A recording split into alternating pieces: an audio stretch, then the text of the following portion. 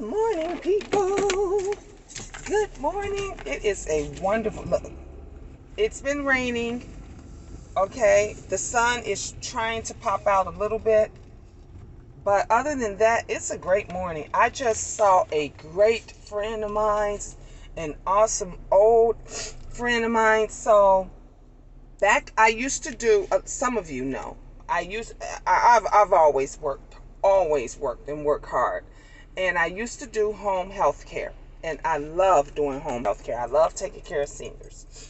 And when I didn't have my vehicle, and I would take my regular taxi guy, and Mickey, he loves Mickey Mouse, so everybody calls him Mickey. I hadn't seen him in a while. I used to take mother until, God rest her soul, until she passed away. One day they decided they wanted to bring her home from the nursing home, and he needed someone to take care of his mom that he could trust and that he knew would take great care of his mother. And so I was doing home health care at the time. He told the family about me. I met everybody. They were crazy about me. And so they hired me. And his mom, she loved me. She was like an awesome lady. And she would, every time I would come and I would go and take care of her, I would comb her hair, bathe her, help her do her exercises and different stuff like that. And she would always say, Gina, you're such a good girl. You're a good girl. First time, I'm over 30 and someone said I was a good girl, but I loved it. And I would talk to her. I would read to her. We would just do all kind of stuff. And that's what I did every day. I took care of her I would drop my kids off at school, and then I would go there and I would take care of her from I think it was 9 a.m. but I would be there around 8:30. So from 8:30 a.m. all the way up until I think it was 3 o'clock. I would do that for them. And then at 3 o'clock, I would leave at 3. I would go and pick up all the kids from school, and then we would head home. And so I did this for a couple of months. And then as her health and stuff was deteriorating, Mickey and them decided and the family and them decided that they didn't need me as much as they, did before when she was still doing well. And so they started, being around more and everything, because they knew that it wasn't much time. And then it dwindled down to where I was no longer taking care of her. So when she passed away, they called me to tell me that she passed away. They had said they wanted me to come to the funeral and everything. And I went. And let me tell you, I was the only black person, I should say, there, period. You get all these, because they are an Italian family. And if you know anything about Italians, they're very close-knit, close family. So they are Italians, from Italy, Italian, But when I say everybody welcomed me with open arms, they were the most genuine people. When they would take their family pictures and all that stuff, I would back out of the way. And it's so funny because I was looking at those pictures the other day, and I was like, look at me. But you had to look for me in the pictures because I'm just as bright as they are. And so it was so funny. But I'm tucked down next to Mickey in the photos and everything. But they include Mickey and his son and his daughters and his daughter-in-law and everybody. They were like, no, Gina, you're part of the family too. Get in the picture. And so I'm just my phone bill was due to just took the money. So they included me in the pictures and in everything. And when I tell you, they put her away, she didn't go in the ground, and that she went in the crypt. The crypt where they got the little house and you're in the wall. That's where they put her next to her husband, in the wall in the crypt. So it was very, very nice. And over the years, I would always keep in touch with them. They would keep in touch with me. Out of the blue, I would get a text. I had the same phone number forever, and it's never going to change. And Mickey would sometimes out of the blue say, Gina, this is Mickey. I just wanted to see how you and the kids were doing and all of that. So I just saw him, and he's still driving taxis, and he looked good getting around. And his son, who was a handsome guy, looked up when back in the day I used to say, "Ooh, Mickey got a handsome son." But no, nothing. We never dated. He never came on to me. I never talked to him or nothing. We was just like family. So he just told me, he showed me a picture, and I'm like, wow, his son is doing the weightlifting thing. He's competing. So he just told me he has a competition on Sunday where he's competing for Mr. Illinois or something like that. But they're all going to go downtown Chicago this weekend, and he's competing Sunday. And when I tell you he looked good, like when I tell you he transformed, I remembered him, his son. He was always a handsome guy, handsome face, clean cut, shave, everything. Just a very nice looking, handsome Italian guy.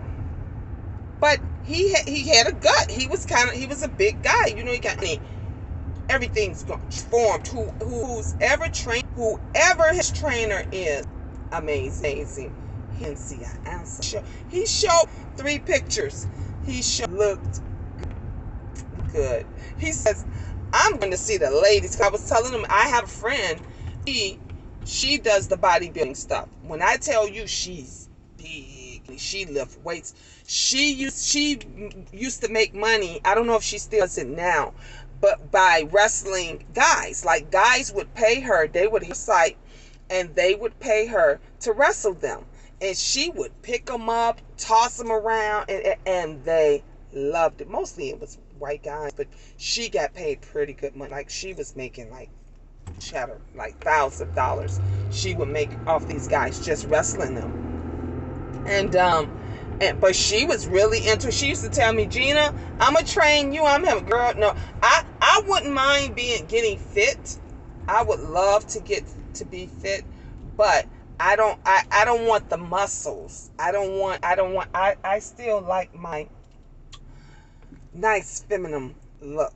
You know, I love it on a guy, and I don't even care for the guys being really, really big, but I just don't care for muscles on a lady. And so, but she's awesome. She looks amazing.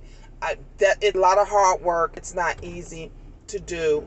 And I take my hat off to those that do it and train for it, because you have to be conditioned, to do this.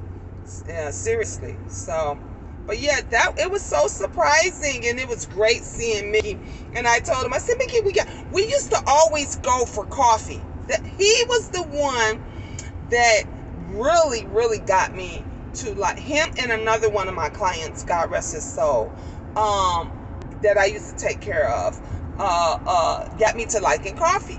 Like they would, Gina, you want to go for coffee? Like, we would go to Dunkin' Donuts, we would go to Starbucks, that's our like morning routine. We would go and have coffee, and have a little snack or something like that, and then that's how we started our day. I really miss home health care. A lot of people say they can't do it. They don't. I loved it. The pay, that's the thing. The pay is not. I make 3 times as much now as I did when I was doing that. But it was great. It was great. I loved it. I loved the people that I took care of and all of that. I had some great clients. But it was just great. It was awesome seeing Mickey and seeing him still getting around at his age. And he said to me, Gene, he said, wow. He said, you look good. I was like, well, thank you. He's like, because y'all, I got my Florida dress on, And you look like you're going to like Hawaii or something like that. It's like, no, I'm just going to work. That's the whole, I'm just going to work. Y'all know I tried this 52-year-old body. I'm trying to just keep it all together as best I can, from head to toe. Trying to hold on to my hair, trying to hold on to these teeth of mine that I think I'm doing. My dentist say I'm doing a good job at it. So I'm just trying to take care of myself. You got to take care of yourself. You know, don't let these people, you know, get to you and bug you, because folks are gonna talk. I was chatting with Diamond. Y'all know Diamond Ring Dory. I was chatting with her last night. She called me last night, and she was like, Gina, I need to talk to you. And she was just, you know, bothered and, you know, about the stress. And she was saying how she, you know, came back to YouTube, and how she basically wanted to change, you know, her channel and change everything, and she wanted to make everything positive, but she was saying how hard it is, because you still got the haters, and you still got those that will still mess with. And I said, I've been there. I know how they want to control you, and how they want to control your platform, and how they want you to be friends with. So I continue to tell her, be careful. Be careful. You can't trust all these people. You can't, you know, once they get mad at you, if you know, say something they don't like, if you do something they don't like, then they set out to destroy you, and they get mad because you might be cool with this person, but they're no longer cool with that person. And I told her, I said, there's people that you like, I don't care for. There's people that I like that you don't care for. But that doesn't mean that we have to stop being friends with them or stop being cordial with them. You could still be cordial or friends or whoever, but you don't have to be messy. You don't have to be messy. Go, you know, do your thing. Do your thing. And I told her that's just what I'm doing. Everything is come on here. I told her I just like to share positive stuff. I don't like to. I'm not an unhappy person. I'm a loving, caring, wonderful, loyal person. And so when I get on here, I want to share that joy. I want to share the knowledge with you guys. I want to help you prosper. So anything that I'm going to say or do is going to do just that. But you got folks that never want to see you prosper. They never want to see you happy. They get mad because you're happy, and they set out to destroy you. I don't have time for that. I still see or hear, or people will come and tell me that other folks, other content creators or YouTube still brings my name up in bullshit. It still puts me up in bullshit. And all because they see the love and the respect that someone else has for me. I don't have time for that. Go do. I don't have time to be arguing with you. I'm doing great things. I'm doing awesome things. I'm happy in the skin that I'm in. I'm happy in the job that I'm doing. I'm happy just being happy. And I had my share of sorrow and being sad and being frustrated and being angry and being mad at the world. I rather choose happiness. I choose happiness. So you guys stay focused. Don't let these people tear you down. Stop listening to the mess. You want to listen, you want to intake something, you want to soak some shit in, soak some positivity, some happiness, something that's going to help you get somewhere. How many of you right now is going through a struggle? Most of you wouldn't admit, because everybody try to make it like they're happy and make it like they're doing so good, but deep down they're hurting. Focus on your struggle. I was telling Diamond, I said, you know what it is that people need right now? Knowledge. They need an answer. You want a solution. If you getting evicted, if you losing your job, if your kid's going through some shit and you don't understand it, you want a solution. You don't want nobody telling you, well, girl, talk about them, kick their ass, woo, woo, woo. You want a solution. So think about that. Think about that the next time you try to go for somebody. You want somebody else who didn't do anything to you to feel worse than you. On that note, y'all, I am almost at work. I'm pulling up. I love you guys. Peace, God bless. Keep tuning in. Okay? Keep tuning in. See you guys later.